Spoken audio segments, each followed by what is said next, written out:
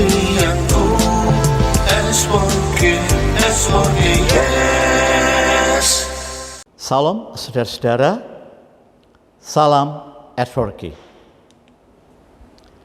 Saya sungguh bersyukur dan mengamini kasih Allah yang memberi kekuatan pada saya untuk melakukan kehendak-Nya, karena Allah sendiri yang akan memberi keberhasilan.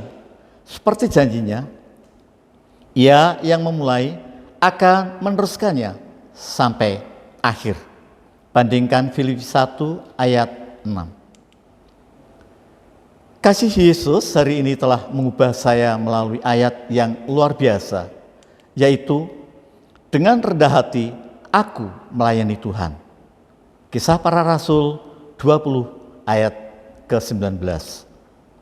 Rendah hati adalah salah satu sifat terpuji, ditandai dengan sikap sederhana, sopan, tidak meninggikan dirinya sendiri terhadap orang lain, dan masih banyak lagi.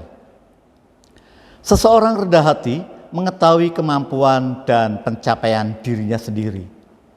Selain itu, ia juga mengetahui kekurangan yang ada pada dirinya, sehingga ia lebih fokus untuk memperbaiki diri sendiri daripada membandingkan dengan orang lain.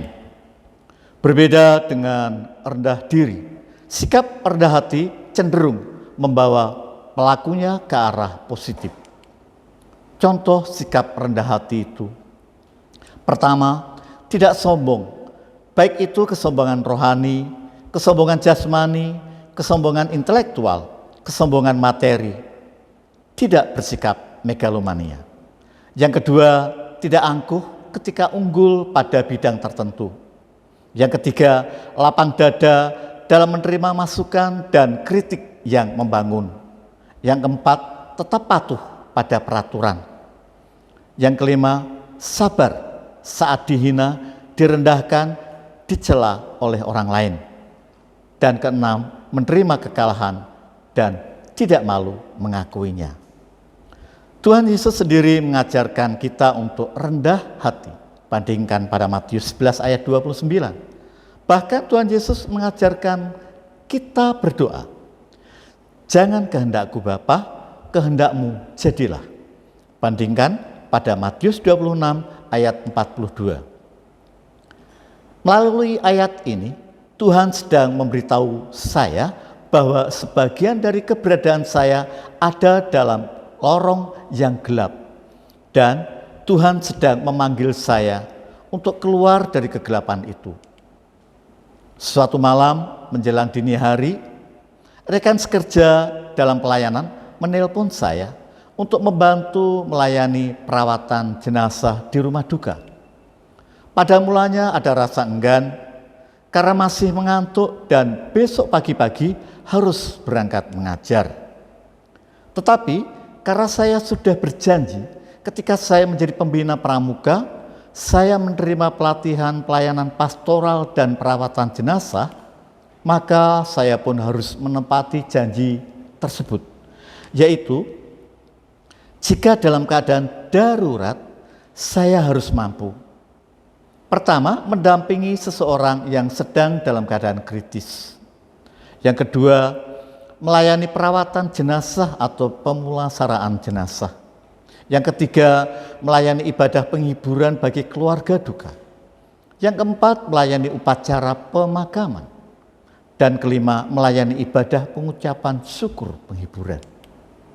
Berdasarkan janji itulah akhirnya saya datang membantu merawat jenazah sampai masuk ke peti untuk upacara selanjutnya. Firman ini menyatakan bahwa Tuhan sedang menaruh keinginannya agar saya memiliki sikap rendah hati seperti yang diajarkan Tuhan Yesus.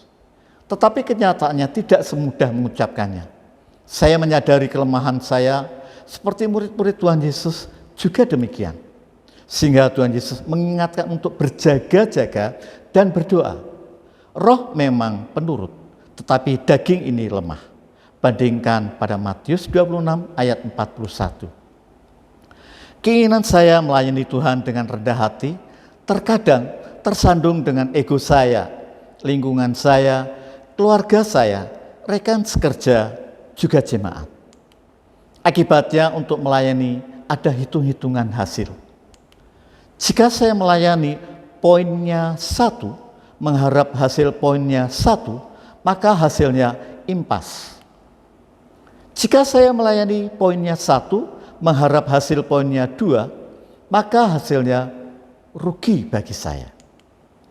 Yang benar adalah jika saya melayani poinnya 1, mengharap hasil poinnya 0, hasilnya adalah sukacita tak berkesudahan. Mengapa? Karena hanya Tuhan yang akan dan senantiasa memberi upah. Puji Tuhan, haleluya. Dengan pertolongannya, saya dimampukan untuk keluar dari kegelapan kepada terangnya yang ajaib. Setelah saya pensiun dari mengajar, saya menyadari bahwa Tuhan mengizinkan saya menikmati masa purna bakti. Setelah 39 tahun saya diizinkan mengajar murid-murid saya di SMP. Sekarang saya hanya ingin lebih fokus melayani Tuhan di jemaatnya. Apapun tugas itu, karena saya meyakini bahwa Tuhan menuntun saya untuk melayani Tuhan dengan kerendahan hati. Respon kita terhadap panggilan suara Tuhan mengubah hidup kita menjadi hidup penuh syukur.